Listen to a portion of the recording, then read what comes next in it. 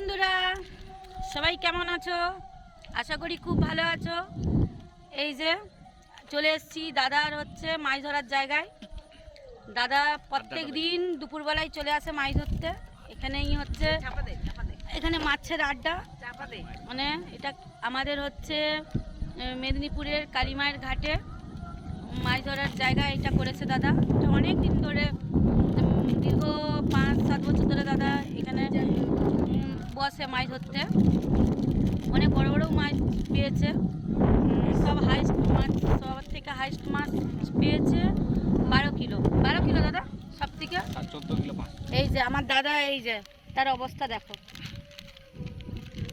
এই যে আমরা সবাই, এই যে মা, আমরা সবাই এসেছি একটু দাদার এই মাছ ধরার জায়গাতে একটু আড্ডা মারতে এসেছি। এত গরম, বাড়িতে টেকা যাচ্ছে না, তাই মা বললো চ তো দাদার এখান থেকে ঘুরে আসবি। আমি এসেছি 2-3 দিন হয়ে গেল, আমি কালকে চলে যাব বাড়ি। তো আজকে খুবই মনটা খারাপ লাগছে এখানে আসতে। আমার মানে এত ভালো লাগছে, অনেক দিন পরে এলাম। এই যে তার বাবার মেয়ে লড়াই হচ্ছে। মাছগুলো দেখা, তুই মাছ পেয়েছিস? হ্যাঁ, ওখানে দুটো আছে বাটা মাছ। কটা মাছ পেয়েছিস? দুটো আছে, আরো ছোট লিয়ে দেখা, তুই দেখা। এই যে আমাদের নদী, আমাদের কাঁসাই নদী। এটা আমার বাবা গিফট করেছে। হ্যাঁ, এই যে দেখি কটা মাছ পেয়েছো। গিফট করেছে।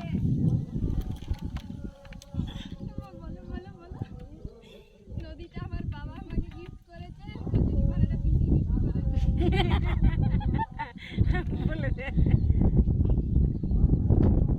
এই যে মাছের সাইজ আছে বড়।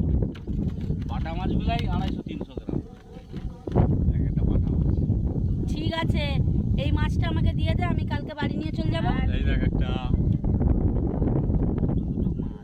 বাবা, আরে জ্যান্ত আছে, পালিয়ে যাবে দাদা। হ্যাঁ, জ্যান্ত আছে, এই দে জ্যান্ত আছে, হ্যাঁ।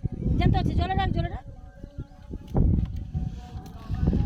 এই যে আমাদের নদী, কাঁসাই নদী।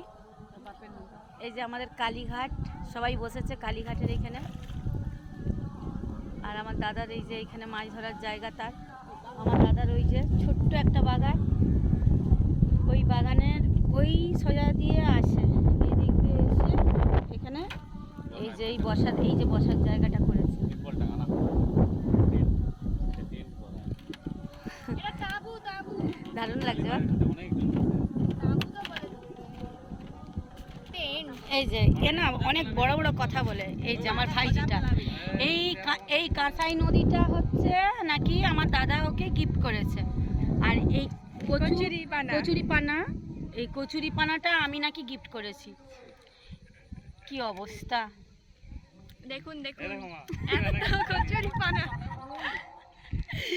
চলো এখনের মতো এতটুকু, নেক্সট ব্লগে দেখা হচ্ছে। সবাই ভালো থেকো, সুস্থ থেকো। খুব গরম পড়েছে, সবাই ভালো থেকো।